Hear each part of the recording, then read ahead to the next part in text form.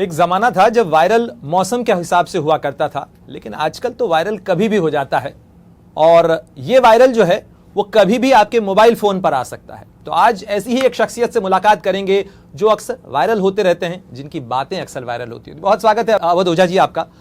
और सवाल जवाब बातचीत ये तो आप एक तरीके से कहा जाए कि आपके व्यक्तित्व से जुड़ा हुआ है। पहला सवाल इसी चीज को लेकर कि यूपीएससी एस्पिरेंट से लेकर टीचर और फिर वायरल टीचर तक का सफर कैसा रहा? बहुत अच्छा सफ़र रहा। समय के साथ साथ चीज़ें बदलती रहीं। तैयारी किया और तैयारी ने एक व्यापक दृष्टिकोण दिया।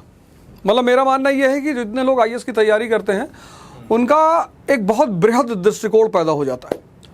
और कुछ ऐसी परिस्थितियों में मैं शिक्षा की डायरेक्शन में मुड़ा, जैसे कि मैं बार बार कहता हूँ कि मैं एक एक्सीडेंटल टीचर हूँ।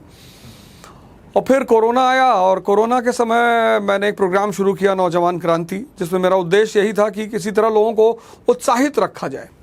और फिर जब मैं पहली बार वायरल हुआ और लोगों ने मुझे फ़ोन करके कहा कि भाई आप वायरल हो गए हैं, तो मुझे लगा ये क्या होता है। मैंने कहा भैया मैं तो ठीक ठाक हूँ, मेरा टेम्परेचर भी ठीक है।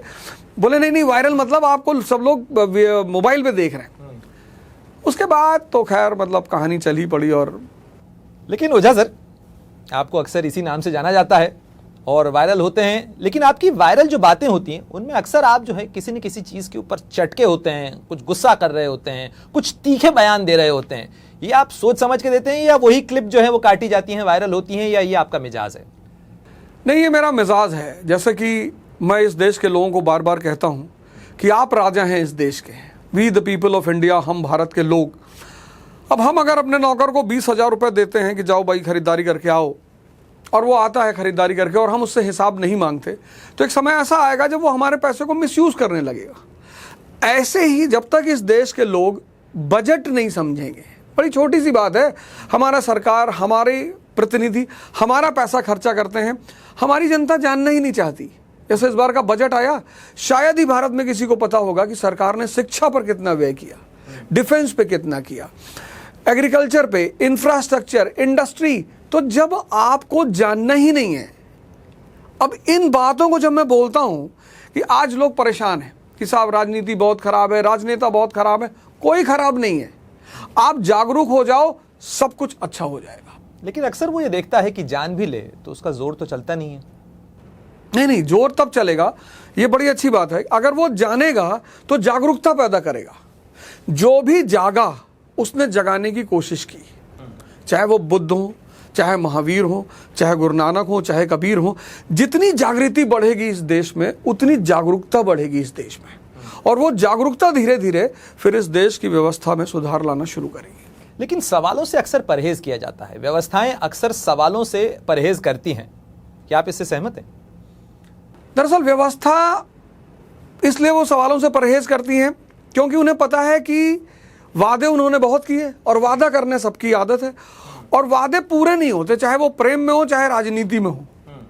मतलब वादा का एक सिद्धांत है, अगर वादा किया जा रहा है तो 0.1% चांस है कि वो पूरा होगा, क्योंकि जिसको भी काम करना है उसको वादा करने की कोई जरूरत नहीं है। तो व्यवस्थाओं को ये बहुत अच्छी तरह पता होता है कि भाई हमने कह तो दिया अच्छा दिन, लेकिन अब सरकार को पता कहाँ था कि अच्छा दिन आएगा या नहीं आएगा। कोरोना बीच में आ जाएगा, डिमोनेटाइजेशन आ जाएगा, तो कुछ तो बुरा दिन आएगा। अब कहाँ से जवाब देंगे वो कि उस बुरा दिन की वजह क्या है? वादे तो गारंटी हो गए। नहीं, अलग अलग बातें हैं। गारंटी और वादे में फर्क है। गारंटी मतलब कि करना ही करना है मुझे, तो वादे से ही तो गारंटी निकलती है। नहीं, वादा तो तोड़ने के लिए किया जाता है। जितने भी वादे किए जाते हैं, जैसे ज्यादातर वादे प्रेम में किए जाते हैं कि हम तारे तोड़ के लाएंगे और चांद तोड़ के लाएंगे। लड़कियों को भी पता होगा कि तुम कर कुछ नहीं पाओगे। ऐसे इस देश की जनता को भी पता है कि ये व्यवस्था कुछ नहीं करेगी, लेकिन वही है ना कि उसके पास वादे तो बहुत सारे कोचिंग क्लास वाले भी करते हैं, वो वादे भी कहाँ पूरे होते हैं?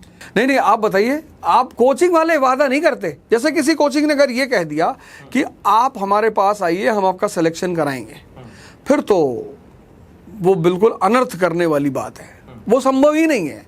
जैसे 5 भाई द्रोणाचार्य से सीख रहे थे, टीचर एक ही था, लेकिन उस 5 में से सिर्फ एक अर्जुन है जो आईएएस बन रहा है।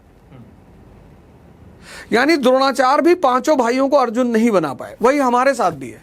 हम लोग जो कोचिंग में पढ़ाते हैं, हमें जो अर्जुन मिल जाते हैं हम उन पर थोड़ा ज़्यादा काम करते हैं।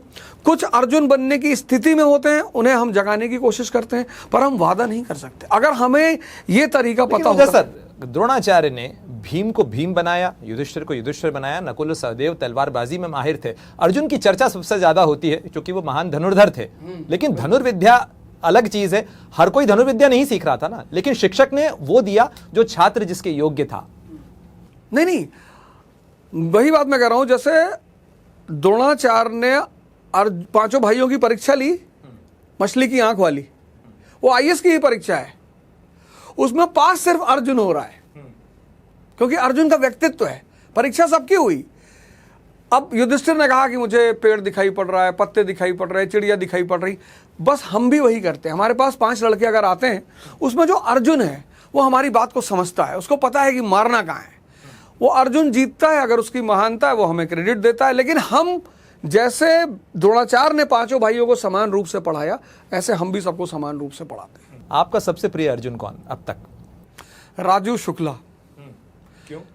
एक्चुअली जब वो मुझसे मिला तो मुझसे कहा कि सर मुझे ऑप्शनल में एंशिएंट हिस्ट्री रखना है। मतलब उस व्यक्ति को ये भी नहीं पता था कि ऑप्शनल में एक पूरा विषय होता है, इतिहास। उसमें आपको एंशिएंट भी पढ़ना है, मेडिवल भी पढ़ना, मॉडर्न भी पढ़ना। आया मुझसे कहा सर मुझे ऑप्शनल में, तब वैकल्पिक विषय होता था, तो उसने कहा मुझे सर एक ऑप्शनल में एंशिएंट हिस्ट्री रखना है। तो मुझे लगा कि यार इससे मना करने कि भैया तुम कुछ और करो, जब तुमको पता ही नहीं वैकल्पिक विषय क्या होता है। और फिर उस आदमी ने तैयारी की, मैंने उससे कहा कि तुम्हारी ऐसी ऐसी कमियां हैं, और फिर वो 3रे या शायद 4थे अटेम्प्ट में यूपी में डीएसपी हुआ। अगर उसकी इंग्लिश अच्छी होती तो वो लड़का आईएएस होता। तो वो, मतलब जिस आदमी का बैकग्राउंड बहुत वीक है पढ़ाई, जिसको ABCD से पढ़ना है, वो अगर आकर अपनी तैयारी को मजबूत करके सिलेक्शन लेता है तो वो बहुत बड़ी उपलब्धि। अगर आप ये वीडियो YouTube पर देख रहे हैं तो हमारे चैनल को सब्सक्राइब करें और बेल आइकन को दबाना ना भूलें। अगर आप Facebook पर ये वीडियो देख रहे हैं तो हमारे पेज को लाइक करें।